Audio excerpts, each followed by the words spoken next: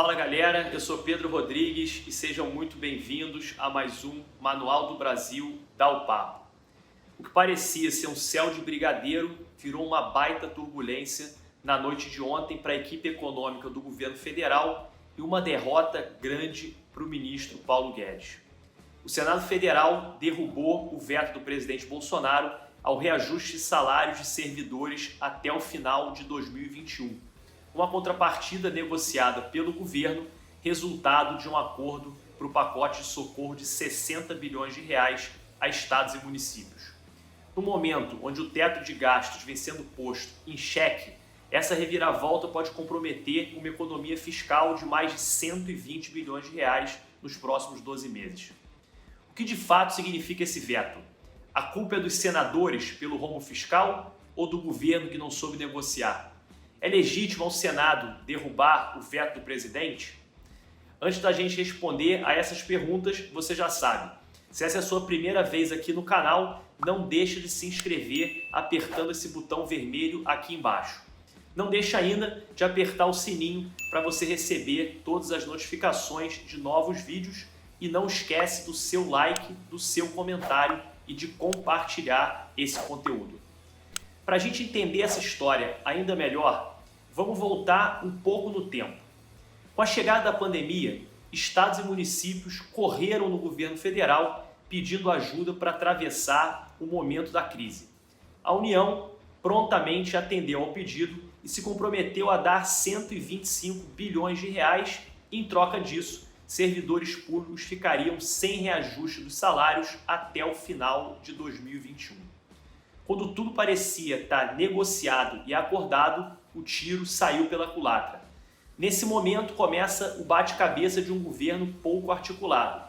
O então líder do governo na Câmara à época, Major Vitor Hugo, saca do bolso algumas exceções que permitiriam os aumentos, ou seja, o próprio governo deu um tiro no pé na própria negociação e conseguiu. No final das contas, a Polícia Federal, Polícia Rodoviária Federal, policiais legislativos, técnicos e peritos criminais, bombeiros, agentes socioeducativos, funcionários de limpeza urbana e assistentes sociais não estariam sujeitos à regra do não reajuste. Como a gente já sabe, onde passa boi, passa uma boiada.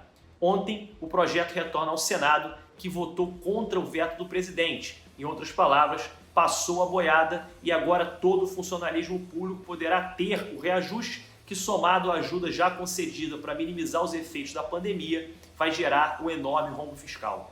Agora a questão está nas mãos dos deputados e de basicamente do Centrão, que irá analisar e votar o tema novamente. Ou seja, o Centrão, mais uma vez, vai ser decisivo na aprovação de um projeto tão importante. No primeiro momento, a gente pode até pensar que toda essa confusão é culpa dos senadores que derrubaram um veto importantíssimo, que ajudaria muito o Brasil.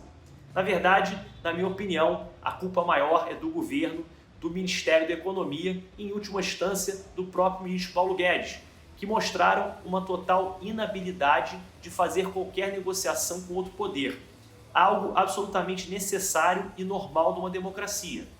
Numa democracia, os poderes precisam negociar entre si. O Congresso Nacional é o espelho do nosso país. Os senadores representam diferentes interesses estaduais e os deputados diferentes interesses da população.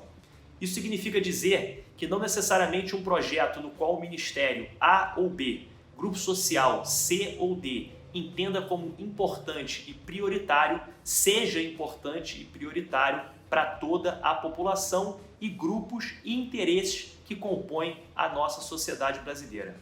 Mas Pedro, você acha que o Senado está certo em tentar quebrar o Brasil? Toda essa explicação é para dizer que você é a favor do reajuste? É óbvio que não. Eu sou absolutamente contra a derrubada do veto e, consequentemente, contra o reajuste dos salários do funcionalismo público nesse momento delicado que a gente está vivendo. Porém, a gente tem que dizer que é totalmente legítimo o veto ter sido derrubado. Isso faz parte do jogo da democracia que o governo federal e o Ministério da Economia precisam aprender mais e jogar para que projetos a favor da maioria não sejam prejudicados por uma minoria legítima e representada. Vamos torcer para que os deputados sejam convencidos, em sua maioria, da importância desse não reajuste para as contas públicas brasileiras. Valeu e até o próximo vídeo.